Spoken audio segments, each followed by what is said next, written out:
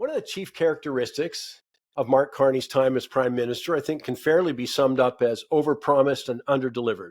Whether we're talking about claiming to be the only person who can get a tariff deal with President Trump, which is now morphed into, well, no one could get that deal, like say, except Japan, the UK, 27-member EU, all have a framework. Or the oft-repeated refrain that Canada is going to lead the G7 in economic growth, which is a very low bar if you look at the economic performance in the UK, Germany, Italy, Japan, and France. But obviously the Liberal spin doctors think that impresses a Canadian audience who clearly has no idea what's going on economically in Europe. But judging by the election results and PM Carney's approval rating, well, they're right. Big promises, numerous announcements seems to be clearly enough for millions of Canadians. But not for, and I want to bring to your attention, not for the 1.5 million Canadians without jobs, 9 million experiencing food insecurity, the millions more who are barely making it by with unaffordable rents and food prices that are up, 27% on average in 4 years. No, they want a lot more than talk. And don't get me wrong, I'm not saying it's easy.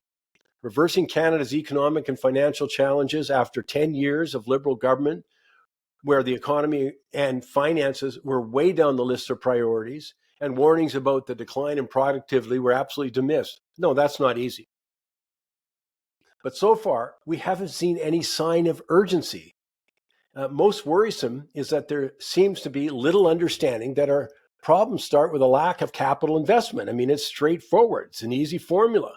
But instead, we've seen an exodus of businesses and talented individuals to other jurisdictions, most notably the US, without any realistic discussions about why that's happening. My take is that we don't seem to understand the difference between all that political spin and economic talk and capital investment decisions.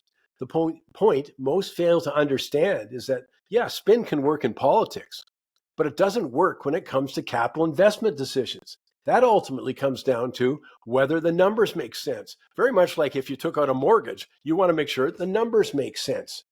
Well, one of the big problems, though, is that so few in government or the commentariat seem to have any real-world experience in business decision-making regarding how do you allocate the capital. They look at it only through a political or an ideological lens, not whether the numbers can work from a business point of view. Now, that comes through loud and clear in the discussion of whether the private sector company would step up to invest in a new pipeline. Come on, the cost there would be $30 billion, along with even more money needed to increase the oil production to fill the pipeline. Well, there's no shortage of talk, but virtually none of it takes into account the fundamental obstacle to overcome, and that is the lack of trust in the federal government and some provincial jurisdictions like BC. As Enbridge CEO Greg Ebel stated this week on committing to build a new pipeline, I don't think Charlie Brown enjoys Lucy pulling the football away, and I don't think we're going to risk that happening to us again. Underline the word again. Why? Because Enbridge had tentative approval for the Northern Gateway pipeline. They complied with 209 government dictates, only to have the government rescind the agreement, and then they put in the Northern Tanker ban that closed down Northern Gateway. And Kinder Morgan has the same story when it comes to Trans Mountain. TC Energy has the same story. Hundreds of millions of dollars in those companies they spent only to have too many regulatory roadblocks put up in their way. I mean, it is a straightforward formula. I mean, in order to grow the economy, create jobs, hey, you got to get capital investment. And again, the problem seems to be trust in government. The fact is that it's not the leading storyline, though, when we're talking about the pipeline or growing the economy and reversing capital outflow. Well, it just tells me that politicians and most in the media don't understand how major capital decisions are made. But we better start understanding. I mean, if the Prime Minister is serious, not just spinning platitudes, he should address the lack of trust directly with concrete actions.